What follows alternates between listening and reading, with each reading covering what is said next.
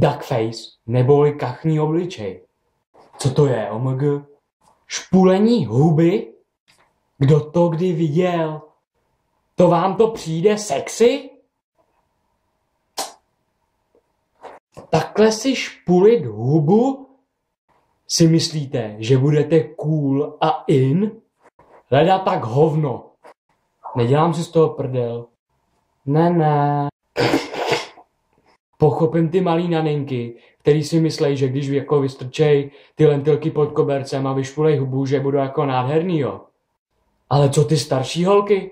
Ty nemají jako mozek nebo co? Vzpamatujte se. Ukažte svoji přirozenou krásu. Odložte všechny ty svoje photoshopy, jo. A podobný srajdy. Nezáleží na tom, jestli vystrkujete kozy nebo špulíte rty. Ale ukažte, jaká jste doopravdy.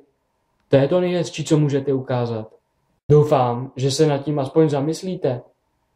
A prosím vás, sdílejte. A tady někde nahoře dejte odběr, prosím, jo.